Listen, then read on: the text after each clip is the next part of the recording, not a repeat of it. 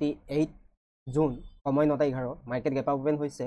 52 point gap up open হৈছে market open হ'ব 24,085 কালি দেখিলে 24,000 ব্ৰেক কৰিলে নিফটি অল টাইম হাইত আছে মাৰ্কেট এতিয়া বৰ্তমান আৰু মাৰ্কেট আমি যদি 1 আৱাৰত চাওঁ এইটো এটা ৰেজিষ্টেন্ট লেভেল কালি এইটো এটা ৰেজিষ্টেন্ট লেভেল কালি ব্ৰেক কৰি যদি এইটো লেভেলত মাৰ্কেট আজি আকৌ এবাৰ আহে ৰিটেষ্ট কৰিবৰ কাৰণে তেতিয়া আমি বাইং অপৰচুনিটি ইয়াত চাম যদি আমি 5 মিনিটত গৈ চাওঁগৈ মাৰ্কেট দেখিছে নহয় এইটো এটা ৰেজিষ্টেন্ট লেভেল যদি আমি ফিবনাচি কালি মোমেণ্টাম লাষ্ট মোমেণ্টাম য'ৰ পৰা আৰম্ভ হৈছিলে তাৰ পৰা যদি আমি চাওঁ এইটো 38 আৰু 50% ৰিটেষ্টমেণ্ট ঠিক আছে আমি এই দুটা লেভেলত যদি কিবা বাইং পেটাৰ্ণ পাওঁ আমি বাই কৰিবলৈ চাম ঠিক আছে বাই কৰিব চাম টাৰ্গেট আমাৰ এই কালিৰ হাই হ'ব আৰু এই লেভেলটো যদি ব্ৰেক কৰি ৰিটেষ্ট কৰে আমি চেল কৰিব চাম আমাৰ ছেটআপ আজি এই দুটাই হ'ব কাম আৰু আমি কালিৰ যোনটো আমি পজিশ্যন বনাব নোৱাৰিলোঁ দুটা পজিশ্যন আমাৰ অপৰচুনিটি আছিল দুটা আমি বনাব নোৱাৰিলোঁ সেইটো ৰিগেট কৰি আজি লাভ নাই গম পালে সদায় এটা নতুন সদায় এটা নতুন মুভ দিব মাৰ্কেটে আমি কাম কৰি গৈ থাকিব লাগিব কালি লছ হ'ল কৰে তাৰ ওপৰত ডিপেণ্ড কৰি আমি ট্ৰেড কৰিম যদি এইটো লেভেলত পাই যাওঁ বাই কৰিবলৈ চাম আৰু এইটো লেভেল ব্ৰেক কৰি যদি ৰিটেষ্ট কৰে আমি চেল কৰিবলৈ চাম মাৰ্কেট অপেন হোৱালৈ অপেক্ষা কৰিব লাগিব ট্ৰেডটো আজি কেনেকুৱা ধৰণৰ কি হয় তাৰ আমি 103 টকাত এণ্ট্ৰি কৰা আছিলে দেখোন লছ চলি আছে আমাৰ আৰু এছ এলটো আমাৰ এইটো লেভেলত আমাৰ এছ এল হ'ব ঠিক আছে লেভেলত আমাৰ এছ এল আৰু এণ্টি লেভেল এইটো মই কালি 100 কোৱাণ্টিটি আৰু এড কৰি দিলোঁ কেণ্ডেলকেইডাল ইমান বেয়া নহয় ঠিক আছে কেনেকুৱা ধৰণৰ কি বিহেভিয়াৰ কৰি পিনি মাৰ্কেট যায় তাৰ ওপৰতে ডিপেণ্ড কৰিব এতিয়া সানডে কেণ্ডেল যদি চাওঁ দেখিছে ন বুলিছ চাৰিডাল লগালগ বুলিছ কেণ্ডেল আজি এডাল ৰেড কেণ্ডেলৰ প্ৰয়োজন আছে কি হয়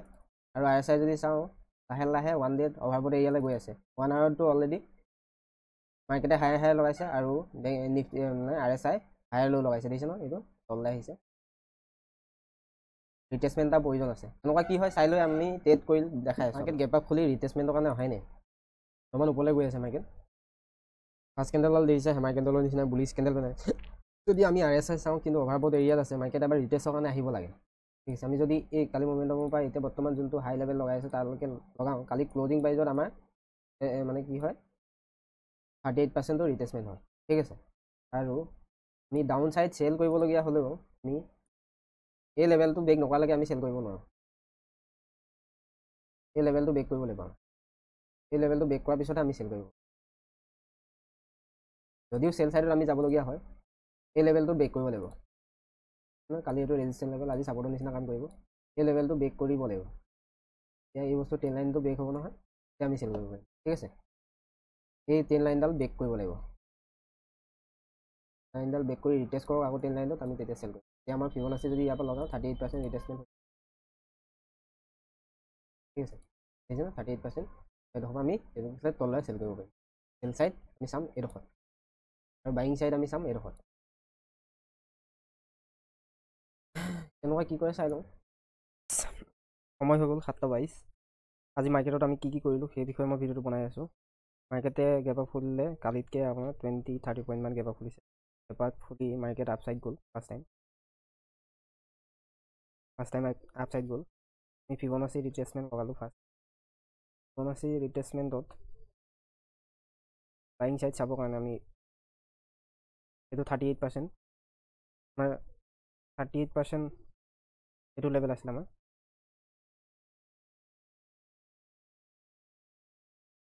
38% এইটো লেভেল আৰু 50% এইটো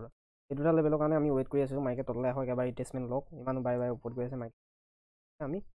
যদি বুলিছ কিবা পেটাৰ্ণ পাওঁ আমি বাই কৰিম আৰু ইয়াৰ ভিতৰত যদি আপুনি কোনোবা এডাল বুলিছ কেণ্ডেল দেখিছে আপুনি চাওক কোনডাল বুলিছ কেণ্ডেল বাই কৰিব আমাৰ দেখিলে নাই বুলিছ এংগল ফিং দেখিলে কেনেকুৱা ধৰণৰ মৰ্ণিং ষ্টাৰ দেখিলে ইয়াত কোনো আমাৰ এনেকুৱা বুলিছ কেণ্ডেল ষ্টিক পেটাৰ্ণ নাই সেইকাৰণে আমি এইডোখৰত বাই নকৰিলোঁ ৱেইট কৰিলোঁ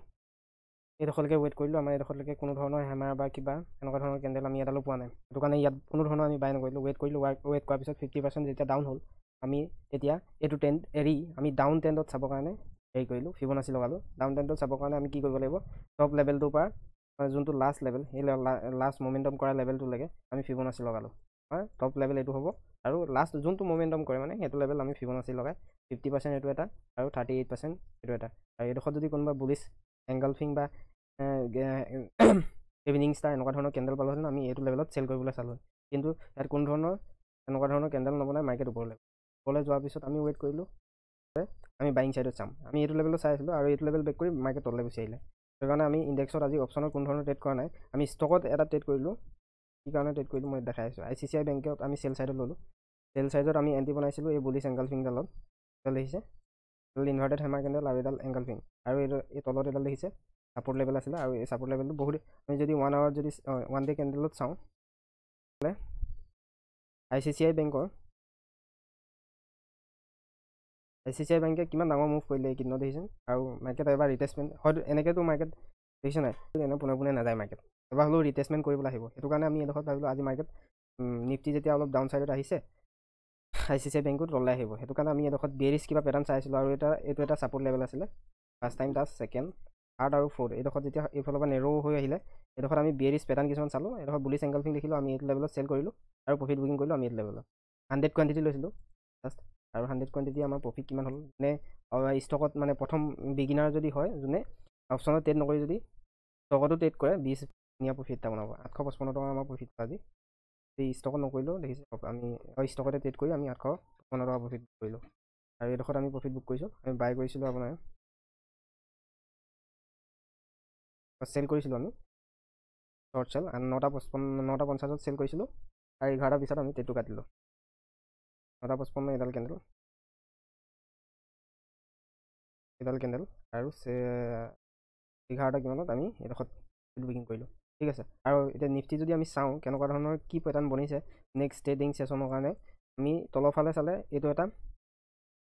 এইফালৰ পৰা এডাল 10 লাইন মাৰ্ক হ'ব, যদি আমি মাৰ্ক কৰোঁ দেখিছে এডাল 10 লাইন,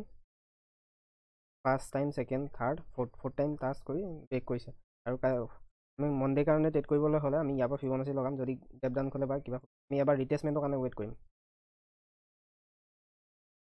ৰিটেচমেণ্ট খুবেই প্ৰয়োজন। পৰা আহি যদি এনেকুৱা আমি বিয়েৰিছ কিবা পেটাৰ্ণ পাওঁ বা এনেকুৱা মানত কিবা পেটাৰ্ণ পাওঁ আমি চেল চাইডলৈ চাম, তেতিয়া বিয়েৰিছ পেটাৰ্ণ বনাবলৈ আৰম্ভ কৰিছে, এইকেইটা লেভেলত যদি আমি মাৰ্কেট যদি গেপ ডাউন বা গেপ আপ নুখুলি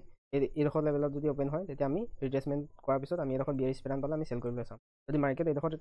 মানে বিয়েৰিছ পেটাৰ্ণ নবনাই মাৰ্কেট ওপৰলৈ যায় তেতিয়া আকৌ এই 10 লাইনটোলৈ ওপৰলৈ যোৱাৰ লগে লগে আমি বাইং চাইডত চাম, ঠিক আছে।